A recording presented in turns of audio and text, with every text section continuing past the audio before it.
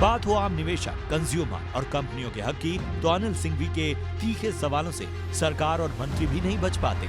जब बात ट्रेडर्स और निवेशकों के हक की हो, तो दिल से निकलती है अनिल सिंघवी की आवाज। जब एनएसई के डेटा में टेक्निकल दिक्कतें आईं, तो अनिल सिंघवी ने सीधे एक्सचेंज और रेगुलेटर्स पर दागे कड़क सवाल, सिस्टम की खामियों को उजागर किया और उन्हें ठीक करने का मैकेनिज्म भी सुझाया।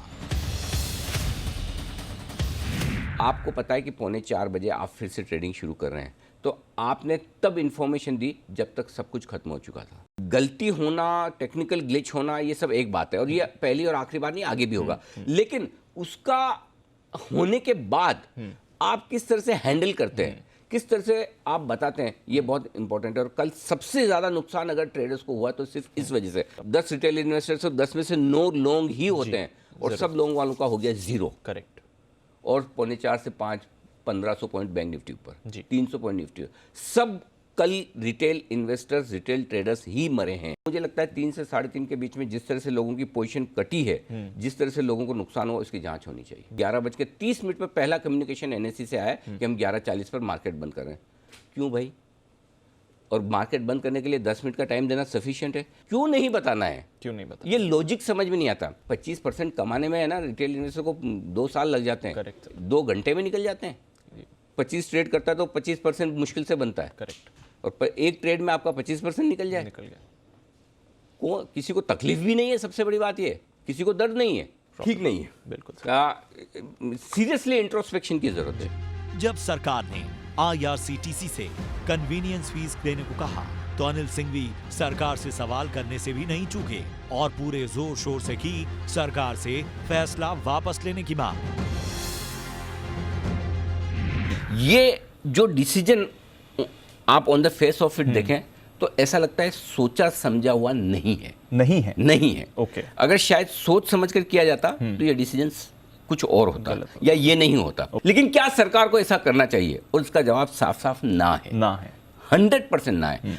निर्णय बदलना चाहिए।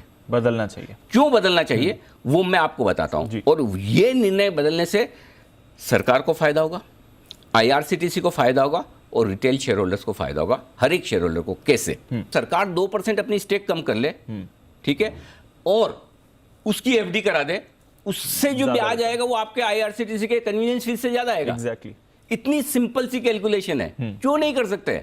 तो मेरी दरख्वास्त है इंडियन रेलवे से, मेरी दरख्वास्त है IRCTC के टॉप मैनेजमेंट से, सरकार से, प्लीज इसको फिर से देखिए। अनिल सिंघवी की बुलंद आवाज और दमदार कवरेज का ही दम था कि सरकार को कन्वीनियंस फीस बढ़ाने का फैसला वापस लेना पड़ा।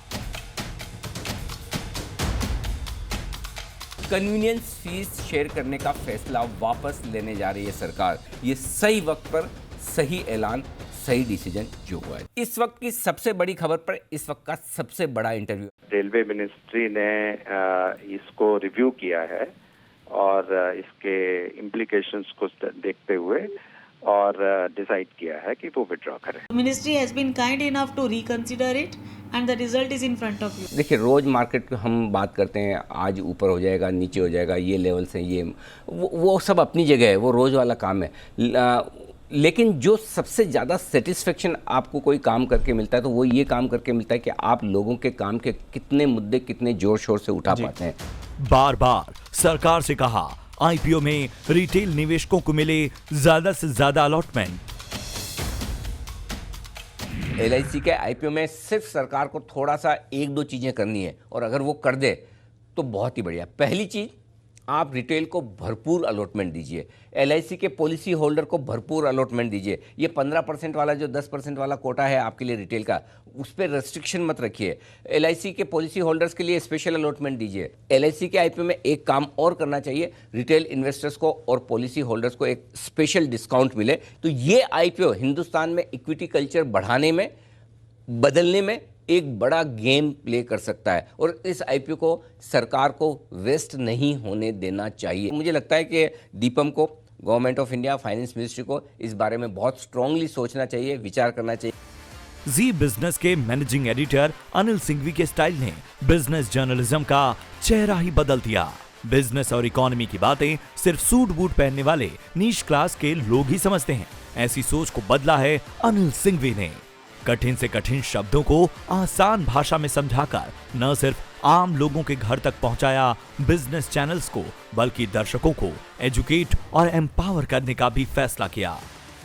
इस सोच के साथ एक के बाद एक ताबड़तोड़ कई शोज और सीरीज लॉन्च किए।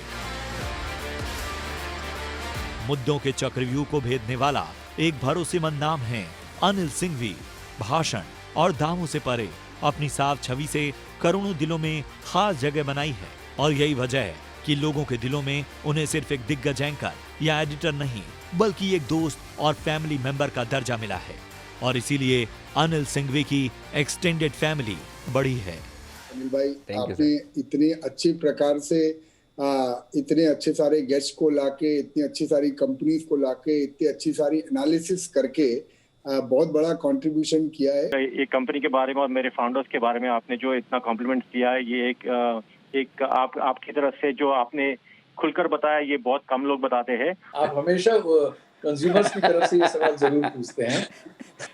अनिल जी, आप बहुत ही सही हैं, और मैं कहूँगा कि जो कॉमन रिटेल इन्वेस्टर है उसके बिहाफ पे आप बहुत अच्छा बोलते हैं और बहुत अच्छी बात पकड़ के लाते हैं। मेरी टीम की तरफ से आपको नमस्कार, क्योंकि हमारी टीम में बहुत आपके फैन लोग हैं, बहुत फैन हैं। Thank you so much. जैसे आपने, तो हम थोड़ा सारी टीम अभी देख रही है इस इंटरव्यू को, क्योंकि वो हमसे ज्यादा आपकी बात सुनना चाहते हैं। जी, बिजनेस चैनल्स में नंबर 1 बन करके उभरा है। आपके उस प्रचंड पुरुषार्थ के लिए और आपके लोग के प्रति, जी बिजनेस के प्रति जो लोगों का विश्वास है, और सभी आपके निष्ठावान, आपके ऊपर जो फेथ करते हैं, आप पर जो ट्रस्ट करते हैं, उन आपके दर्शकों को भी मेरा बहुत बहुत प्रणाम और बधाई। आमतौर पर बिजनेस जर्नलिज्म और स्टॉक मार्केट को ये समझा जाता था कि ये मेट्रो सिटीज़ में रहने वाले, अंग्रेजी बोलने समझने वाले लोगों के काम का है।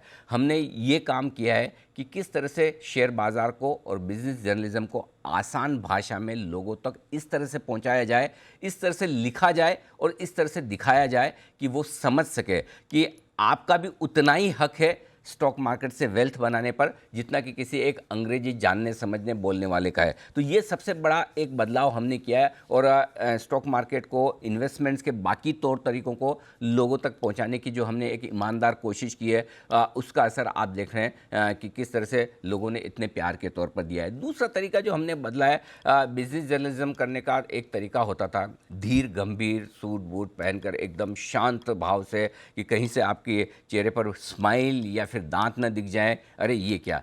वो तरीका हमने पूरी तरह से बदल दिया। एंकरिंग करने का तरीका बदला है, और वो तरीका इस तरह से हुआ है कि ऐसा लगता है आप और हम साथ में बैठकर लिविंग रूम में बात कर रहे हैं। आप कोई टीवी शो नहीं देख रहे हैं, मैं कोई एंकरिंग नहीं कर रहा हूँ। ये जो तरीका बदला है, ये तरीका न सिर्फ दर्शकों को पसंद आया, और अब सारे चैनल्स, न सिर्फ बिजनेस चैनल्स बल्कि कई सारे जनरल न्यूज़ चैनल्स भी अब उस तरीके पर जा रहे हैं और उसे फॉलो कर रहे हैं। हाँ, ये बढ़िया है।